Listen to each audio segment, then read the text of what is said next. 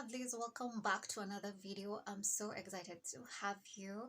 So welcome to the third part of our series, Realities and People. And in this video, we're going to be talking about procrastination. Find ourselves procrastinating on different things, such as love, where someone feels like, I really want love, I really need someone in my life, but I also need to procrastinate in the ideology of thinking that I have to reach a certain type of income so that I can find a partner, procrastinating on starting to work on your ideas and different types of procrastination.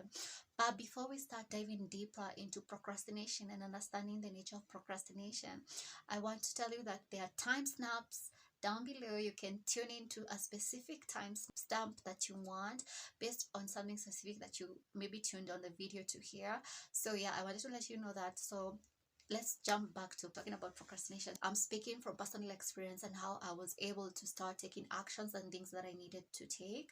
People procrastinate from different degrees based on different things. Words have spellings. They have different types of vibration, and words have a different meaning connotation to them. So when you talk about procrastinate, we see that there is a word pro as a prefix denoted by the motion forward, and we see crastinate, which is defined as the inhibition or delay of something to a later date. So the word crastinate actually comes from the Latin word crust, means tomorrow. So when you talk about procrastination, it's definitely delaying things forward or putting things to a later day. In the ideology of thinking that when you're procrastinating, there are no consequences in procrastination, but where in fact procrastination is a choice in itself, is an action that you're taking to not take action, which has consequences, and in this case predetermined no result, because no action taken, nothing is to be expected tomorrow. And something that you really need to understand, and it really hit home to me when I realized this, is that whatever you always desire in life, whatever you want to experience in life, will happen in a now moment. Everything is happening in the now moment. All the desires that you want to experience, the traveling destinations that you want to go, they will always happen in the now moment. There's never a tomorrow. There's never like a now tomorrow. The now, things that you already want and things that you need will always happen in the now moment. And so when you start thinking about the time span and as the now being the key of where everything is going to happen, whatever you want to experience, you'll start thinking deeper on this whole idea of thinking that you need to take action on a later day, where you start treating the now moment as the most precious and the gift, where everything will transpire in the now moment. Think of a tree, and you're looking at this tree from a distance. What do you tend to see first in a tree? Of course, the leaves. The act of procrastinating itself has underlying things within it, where on the surface you think you're just procrastinating, but that's the effect of some causal things in your life that are leading you to that action or that inaction, basically, of not taking action. And basing this analogy, I want you to use this analogy and relate it in your specific life on areas that you're procrastinating. And we're going to use the example of someone who wants to start a YouTube channel. And yeah, I've come across a lot of people who have this problem of feeling like they want to give their ideas out, they want to teach people, they want to let people know something, they want to create on YouTube basically, but something is holding them back. And yeah, I was there, and I want to use this analogy because I truly do relate to this. And so you can use this ideology in whatever area of your life that you're procrastinating in, and use these examples and customize them in your life so that you are able to understand what's concept. So I want us to look at this diagram. You'll see that at the most optimum, at the most highest level, is the action that we need to take.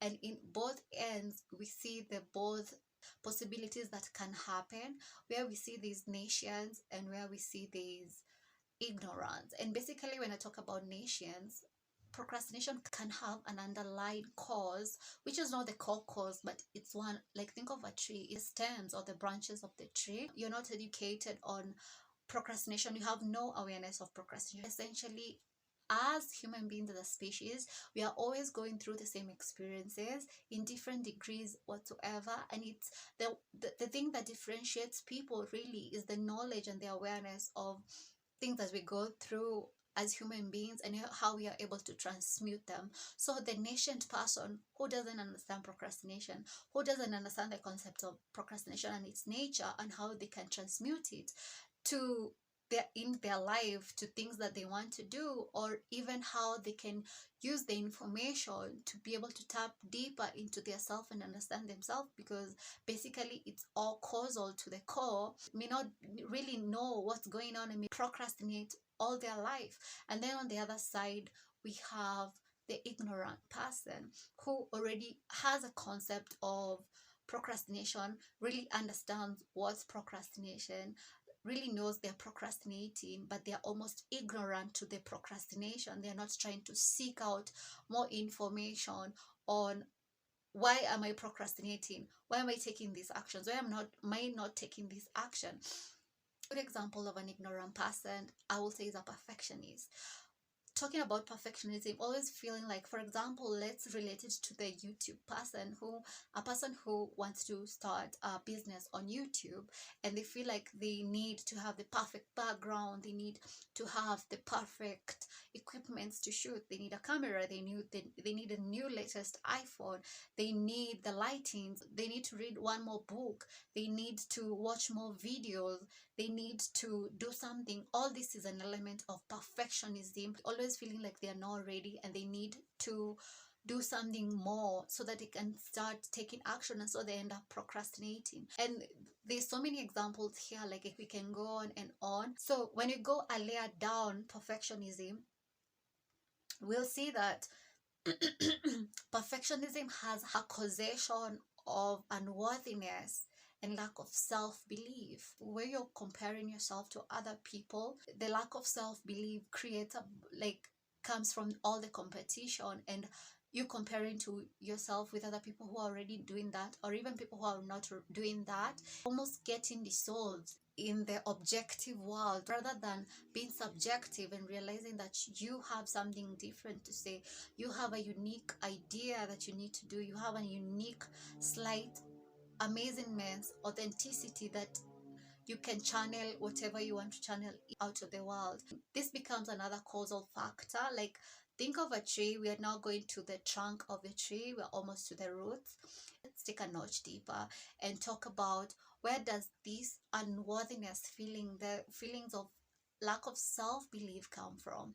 They come from the conditioning. This takes us to the next chapter of talking about awareness of conditioning as individuals that have allowed us to be in these situations that we tend to procrastinate. Think of a tree, like when you're looking at the root, we have all this, the conditioning, which is the self-belief, which is the habits that we take, the emotional controls that we have that determine the level of our self-belief, the level of our worthiness, and then it translates to how that manifests in thinking in perfectionism, in maybe people pleasing, where we are taking this unworthiness and this causal effect of the level of our belief and the limitations that we have, that automatically that we see as procrastinating. But under all that tree, there's the root thing of the conditioning and the belief that we hold in our lives.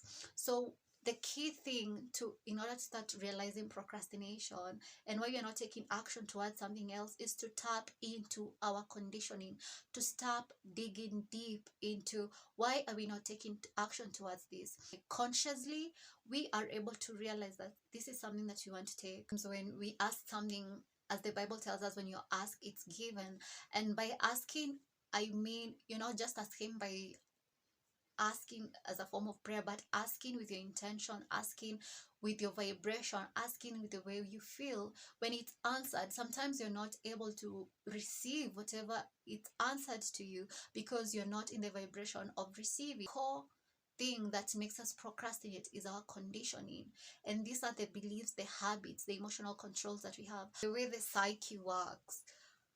Our beliefs limit us to a certain perception. They're holding you hostage and making you procrastinate, basically. Like a good example of this is, like, I am a graduate of psychology and sociology. I love it. I love it. I love it. And so I've been doing minor coaching to some clients offline. And so I decided to start YouTube. One of the limitations that I had when I was starting my YouTube channel was a limitation on being a star, being famous, being seen. And I had to dig deeper, and I realized back when I was in campus, I had this situation that like was a catalyst in my awakening. I've always stood out, and I've never felt uncomfortable by being seen or by being known or by just being different. And so what ended up happening is that in this university, I made friends who I thought were my friends, and long story short, they end up betraying me. So I later realized that as I was working on my procrastination, I realized that I had a limiting belief towards starting a YouTube channel where I could have followings and people would know me in big masses without me having a direct relationship to them, because inevitably I felt like if that happened, they would betray me and I would go through the same situation basically. And so I had to see that belief and almost dissect it and understand it and transform it to something beautiful and to a new belief that I want to believe. When you talk about emotional control, a good example of explaining this is waking up in the morning and waking up when you're feeling sad, you're feeling depressed, you don't feel like taking any action, and so you procrastinate because your emotions are in control of you. And something that you really need to understand here is that I'm not advocating that you should be in control of your emotions, because that becomes a dynamic where there's a superior, like a master, and a victim. So sometimes you're on top of your emotions, sometimes your emotions are on top of you, like they're controlling you. The best thing to work on this, and when we're talking about emotional stability and emotional intelligence, is your awareness, is working together with your emotions and knowing your emotions and having understanding and intelligence in your emotions, so that you're not in control of your emotion, or the emotions are not controlling you, but rather understanding your emotion and knowing that you can transmute your emotion. Like emotional energy can be transmuted to something that you want. You can use your sad days and transmute your sadness to some towards your creativity, towards your ideology, towards whatever you want to do.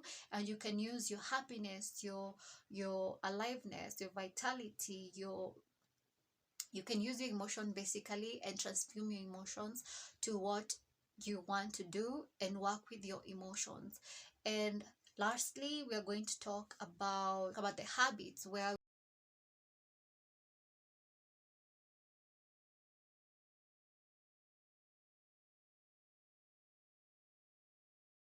neurons in your brains are different sets of information that already have recorded information on your experience on life. And so when you repeat a certain kind of habit a lot of times, they form neural pathways where they allow effective and an easy way of doing a certain kind of habit. And so your habits may be making you procrastinate, because if you have habits that are limiting you from taking actions, those habits already have strong pathways and it's easier to take them, because you need to remember that 95% of your being is subconscious, it's automated. Obviously, it's like breathing, like you don't think about breathing, right? Because it's subconscious. So if you have a new understanding of something in a conscious way, which is like 5%, you have something that you need to do. It's not effective when you're using your 5% energy to try and work on something, work on an idea, but what you need to do is dig deep and know your habits and change your habits from your subconscious, where you tap into why you do such certain kinds of habits and how you can start changing it. So if you like the video, please like the video. It will help me grow my channel. Also subscribe, and I will be having a video out every week. So yeah, I'm excited for that. And yeah, join the family, and I love you. I love you guys.